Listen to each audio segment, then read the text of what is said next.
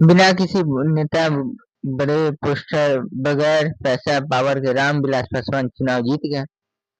906 वोटों से मिश्री सदा को हरा दिया। वो झोपड़ी से उठकर ज्वाइंट किलर बन गया। इसी जीत ने सबको चौंका दिया, लेकिन सब ज्यादा दुखी थे। रामविलास के पिता जामुनदास, उन्हें ये लगता था डीएसपी की नौकरी विधायक से बड़ी होती। पासवान भी सोच में पड़ गए। तभी उनके दोस्त लक्ष्मी नारायण अर्ज ने कहा, अब फैसला तुम्हारा है, सरकार बनना है या बनाना है। यह सरकार का नौकर पासवान ने डीएसपी की नौकरी छोड़ दी और राजनीति ही उनकी जिंदगी बन गई। लेकिन एक पेच अभी भी बाकी था। विधायक बनने की न्यूनतम आयु 25 साल की थी, लेकिन पासवान की उम्र 23 साल की थी। हार के गुस्से में मिश्री सदा ने कोर्ट में केस कर दिया कि चुनाव को रद्द कर दिया। पासवान को भरोसा था कि पिता साथ देंगे। पिता ने कोर्ट में सच कह दिया। पासवान ने बाद में कहा, पिता को लगा था कि चुनाव रद्द हो गया तो मुझे समझ आएगी, लेकिन कोर्ट की धीमी चाल की वजह से केस इतना लंबा चला कि जब तक फैसला आया तब तक अगला चुनाव पासवान की विधायकी बच गई।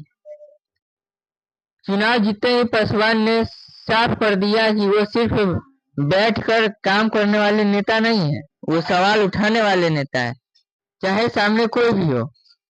मौका मिला विधानसभा में जब एसएसपी का फ्लोर लीडर चुनने की बात आई तो पार्टी ने 2 नेताओं का नाम रखा, एक ब्राह्मण एक राजपूत। पासवान ने खड़ा होकर कहा, मैं इस पार्टी में इसलिए आया था क्योंकि मुझे पिछड़ों की आवाज बननी थी, लेकिन यहाँ तो ऊंची जातियों का ही नेतृत्व दिया जा रहा है। हर चीज की अहमियत ज्यादा थी। जब पासवान 9वीं में थे तो पहली बार खुद के लिए जूते खरीदे, वो भी पैसे बचाकर। कुछ दिनों तक उन्हें यकीन नहीं होता था कि उनके पांव जमीन पर हैं।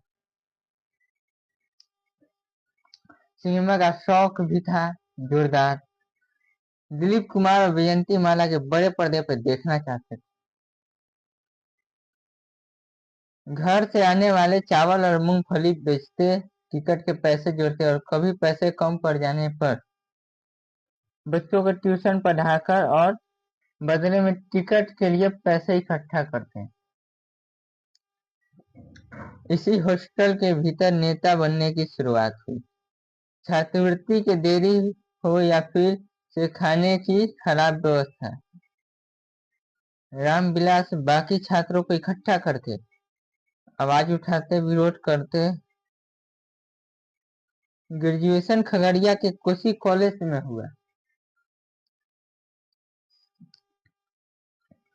फिर पटना से कानून की पढ़ाई पूरी की और गांव के पहले शख्स बने जिन्होंने पीजी यानी कि पोस्ट ग्रेजुएट किया।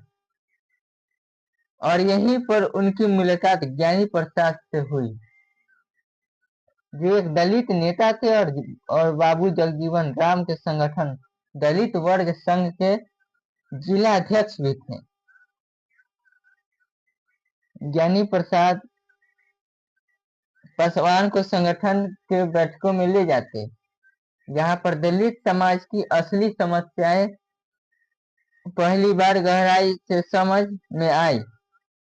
उस दौर में पासवान नक्सलवाद से भी प्रभावित थे।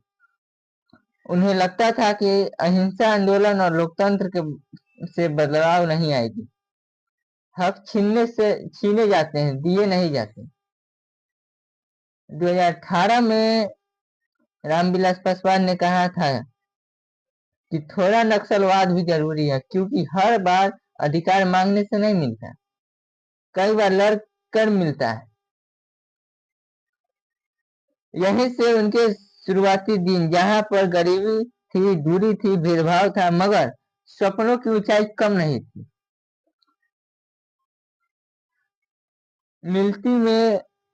मिट्टी में पलकर, संघर्ष की आग में तपकर उन्होंने अंदर की वह लौ जलाई। साल 1967 की बात है। बिहार विधानसभा चुनाव हो रहे थे। रामविलास पासवान के दूर के चाचा रामसेवक हजारी चुनावी मैदान में थे। पासवान ने उनके लिए प्रचार प्रसार किया है। पहली बार चुनावी राजनीति को करीब से देखा। जब हजारी जी विधायक बने तो वो पटना में सरकारी घर मिला उनको, जो उम्र में उनसे 10 साल छोटे थे। उनके साथ पटना शिफ्ट हो गए। लेकिन तब तक पासवान का सपना राजनीति नहीं था। वो एक पक्की सरकारी नौकरी चाहते थे। वो चाहते थे किसी तरह घर की गरीबी दूर हो जाए। पहले फाइनेंस कंपनी में नौकरी की, लेकिन कुछ ही महीनों में कंपनी बंद हो गई। फिर बिहार पुलिस के इंस्पेक्टर बनने की कोशिश की। फिजिकल टेस्ट पार कर लिया, मगर इंटरव्यू में छट गए। लेकिन शायद किस्मत ने उनके लिए बड़ा सोचा था। 2 साल बाद साल 1968 में बीपीएससी की परीक्षा को पास किया और डीएसपी बन गए। एक दलित परिवार से आने वाले लड़के के लिए बहुत बड़ी बात थी। पिता जामुन दास इतने खुश हुए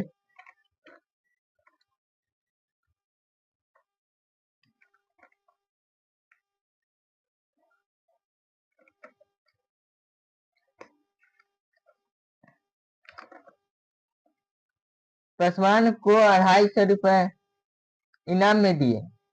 पासवान ने अपने लिए नई साइकिल खरीदी और बाकी पैसे बचा लिए। लेकिन कहानी यहाँ खत्म नहीं हुई, बल्कि पासवान की कहानी यहाँ से शुरू हुई। पासवान अपने बुआ के घर गए तो कोई बधाई देता, कोई सुझाव देता। ऐसे में चर्चा में किसी ने कहा, तुम्हें अलौली से विधानसभा चुनाव लड़ना चाहिए। लोहिया जी के सोशलिस्ट पार्टी का टिकट ले लो। पहले तो पासवान को ये बात मजाक में लगी, लेकिन किस्मत कुछ इशारा कर रही थी। कुछ दिन बाद पासवान की मुलाकात अलौली से लगातार जीतते आ रहे मिश्री सदा से हुई। उन्हें नहीं पता था कि पासवान उनके सामने बैठे हैं। जब पासवान का नाम चर्चा में आया तो मिश्री सदा ने घमंड से कहा, पिछली बार 40,000 वोटों से जीता था, इस बार 80,000 वोटों से जीतूंगा। ये वो पल था पासवान के अंदर के आग को जला दिया। उन्होंने ट्रेन से उतरने से पहले ये तय कर लिया, चुनाव लड़ूंगा और मिश्री सदा को हरा कर दिखाऊंगा। साल 1969 का बिहार विधानसभा चुनाव आया। पासवान को एसएसपी का टिकट मिल गया। अलौली एक मुश्किल सीट थी। आजादी के बाद कोई भी समाजवादी नेता यहाँ से चुनाव नहीं जीता था।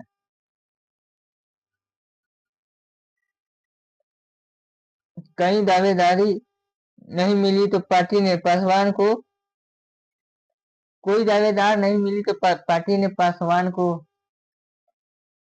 चुनावी मैदान में उतारा।